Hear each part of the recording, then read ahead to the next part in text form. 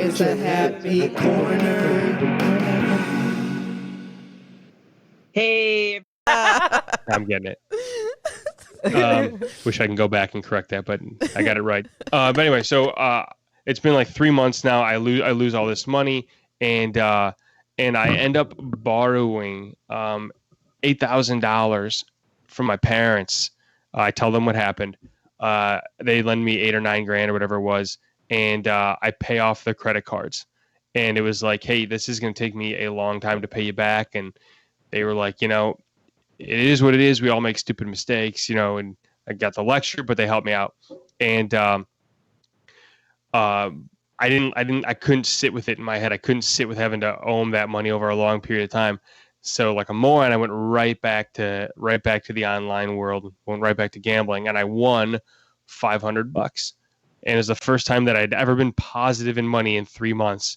And that was one day. The one day I won 500. I still have 6 more days before I can cash out. So I've got to make it another 6 days without blowing it. Well, the next day I win $1,000. So I'm up $1,500 now for this week. Mm-hmm. And the way it worked is once you reached $1,000 win in a day, the system would shut down on you. It let you lose as much as you could. Mm-hmm. But once you won $1,000 to protect the bookie, it shut it off on you. Because the house wins. Good. Because the house wins. The house wins. So once I realized that, I knew that was my threshold each day. I just had to buffer to win $1,000. And I'm sorry, it was 2-week pay cycles, not a week. It was every 2 weeks you'd get paid or pay.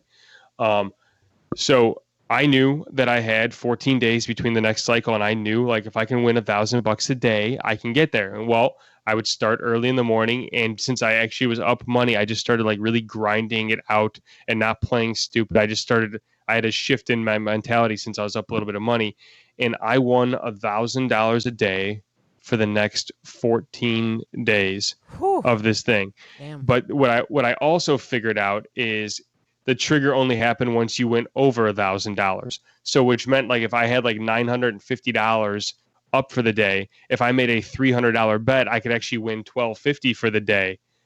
And so I started like strategically planning that final bet to throw me over to take advantage of the system.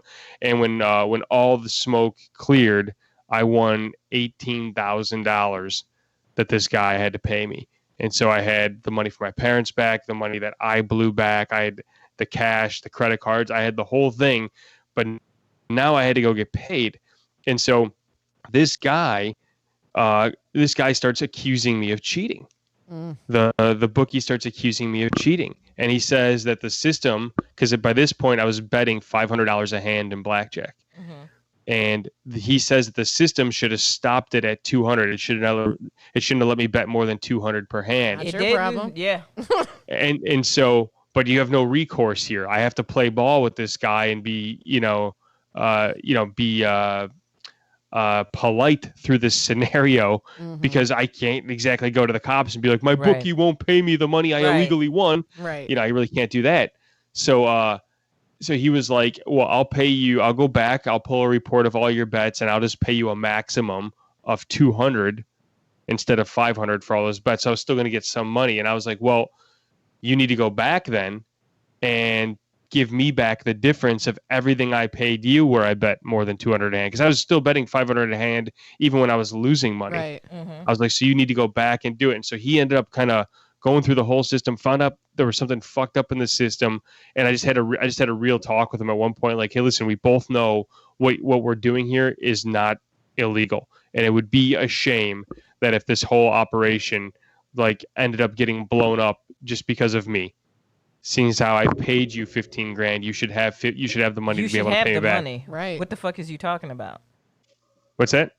No, like I was just saying, like he got the money. What the fuck is he talking about? Right. Like pay out, bro. Like right, and I'm not the only client. Right, and I know that. So it's like, you know what? I don't mind actually going to the cops and taking my beating on this because I know how this works. They'll sacrifice me to get to you, who's got a lot more at stake than I do on this one. So, I ended up.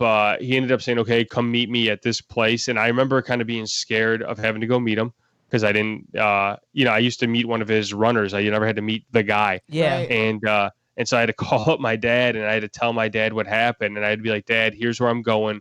I needed my dad to kind of drive somewhere close by and wait. And I said, I'm going to leave the phone on speaker while this guy jumps in my car so you can hear the conversation. We had to just kind of do it all. And the guy came in, and it ended up not being a big deal in that regard. He paid me 10 grand that day and said he had to collect from other people to be able to pay me. And so I got 10 grand back right there. And then he had to go, I got fragmented the other $8,000 that he paid me, $2,000 here, or, one of my friends owed him $1,500. So he sent me to go collect from my friend. Oh, it just ended up being just this monstrous hassle. Like, it's almost like a pyramid scheme. Yeah. Like, I got to get this person to pay this. Right. Yeah. So I can pay you out like... like a Ponzi scheme. Yeah. Like borrow money to pay. That's how they do it, though. Like, you need to collect from these guys to pay these guys. And so and that's why they had the limits supposedly put in place of which you could win or lose, but they didn't have them set up properly. So that whole thing was over a 6-month window. It ended up stretching out. Yeah, there was a couple other components that happened after that, but to stop the story there, that's where one of the biggest lies I've ever been involved in. Hey, Vince, that's the prequel to the movie where we get you back in the game.